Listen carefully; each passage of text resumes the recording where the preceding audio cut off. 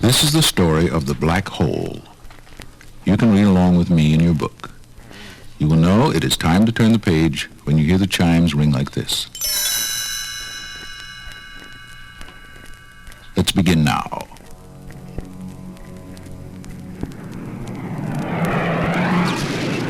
The explorer ship USS Palomino was speeding home toward Earth. Her weary crew had spent many months in space, searching for planets where humans could live. Although their mission was over, their greatest adventure was about to begin. As the crew went about its duties, the image of a gigantic black whirlpool began to form on the scanner screen. Dr. Kate McCrae watched in amazement. What incredible power! It's swallowing comets, planets, even stars. A black hole. Exclaimed Vincent, the ship's robot. The deadliest force in the universe. Nothing can escape it. Charlie, the youngest crew member, had another surprise. Captain Holland, there's a ship sitting motionless on the edge of the black hole. It's not being sucked in. According to the computer, it's the USS Cygnus. But that's impossible. The Cygnus disappeared 20 years ago. And how could any ship defy the force of a black hole? All right, crew, let's go down and have a look. Ordered the captain. Charlie, prepare to dock with the Cygnus.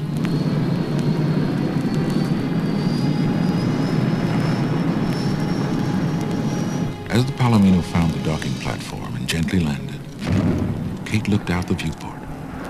I thought I saw something move. There are people on board. The airlock opened, and the captain cautiously led his crew aboard the mysterious ship. Don't take any chances. We don't know who or what to expect. I quite agree, Captain. Added Vincent. Better safe than sorry. The captain led the way as they explored the vast, empty hallways. No signs of life anywhere. Let's try the control tower. I want to see who's running this ship. An elevator whisked them to the top level. The door opened to reveal a tremendous room full of computers. Kate looked around. Something's not right. There's no one here but robots. I don't much like the company of robots myself. Sniffed Vincent. Just then, the crew looked up to see a red mechanical monster hovering above them. His sight panel glowed angrily as he advanced toward them. Vincent moved to protect his friends. The dangerous red robot drew closer. A voice boomed from the shadows. Maximilian, stop! There is no way to welcome guests. A bearded man stepped into the light. I am Dr. Reinhardt, captain of the Cygnus.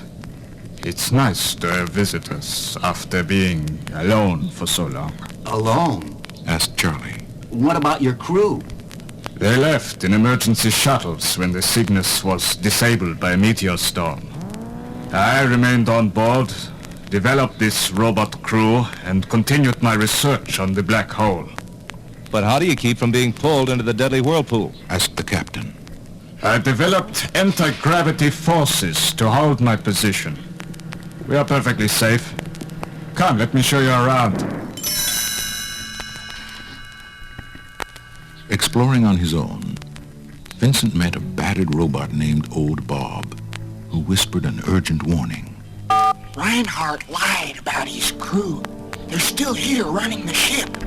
He turned them into robots, and the same could happen to your friends. Come on. Shouted Vincent. We must warn them.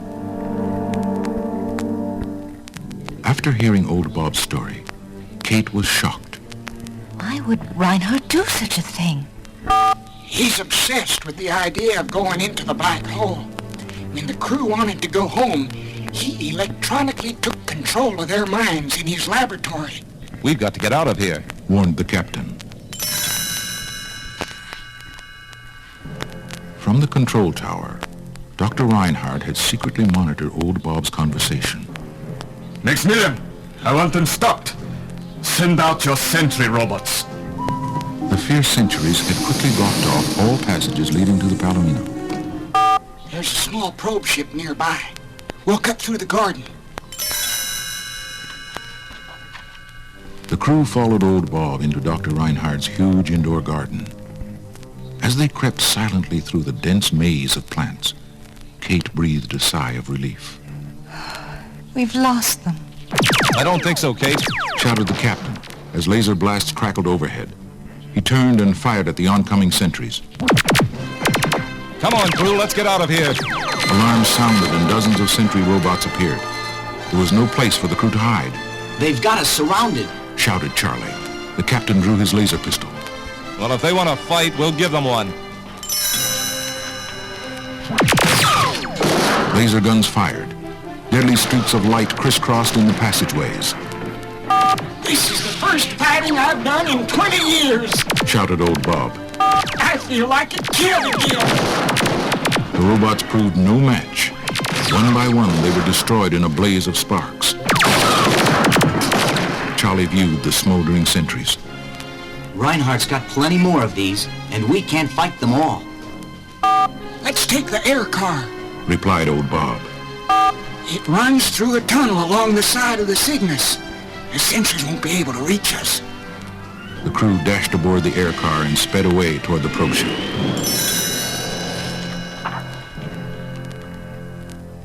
Suddenly, large fiery rocks rained down on the Cygnus. A meteor storm. Shouted the captain. He stopped the air car as a meteor ripped through the tunnel ahead of them. Come on, we'll have to continue on foot. Something else, Captain? Added Vincent. The meteors have damaged the anti-gravity field. The Cygnus is beginning to drift into the black hole. Old Bob led the crew to a bridge over an enormous storage room. They're almost to the probe ship now. Look out! Screamed Kate. Another meteor! A gigantic ball of flame came crashing through the room right at them. They raced away as the meteor smashed the bridge where they had been only seconds before.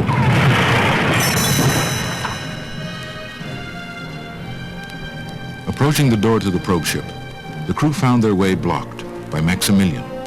His poised laser guns fired. Old Bob's been hit! Shouted Kate. Vincent looked at his friend lying wounded on the floor. Captain, run for the probe. I'll handle Maximilian. Vincent rushed at the red giant and pinned him to the wall as the crew ran safely by. Maximilian caught the brave little robot in a crushing grip, but Vincent only sneered. It's time I put you in your place. One of Vincent's panels opened and a whirling drill appeared. It tore into Maximilian's control panel. Sparks flew and the red robot toppled over. Vincent had won. Vincent raced to old Bob's side. Come on. There's not much time. The Cygnus is already starting to break up. No, Vincent. This is my home. I belong here. You go ahead and watch after your friends. I'll never forget you. Said Vincent sadly. Goodbye. He boarded the probe ship just as it blasted free from the Cygnus. The crew watched as the crippled Cygnus was sucked into the black hole and crushed like an eggshell. The captain shook his head. That looks like our fate, too.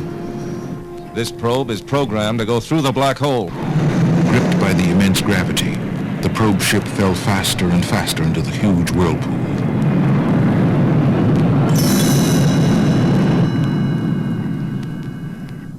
Suddenly, everything was calm. They had come through safely. Before them stretched a giant universe, filled with planets and stars that had been swallowed by the black hole. Kate was stunned. What will we do now? Well, we can't go back. Replied the captain. But that's no reason to give up hope. We've been trained to find new worlds. Let's go find one for ourselves.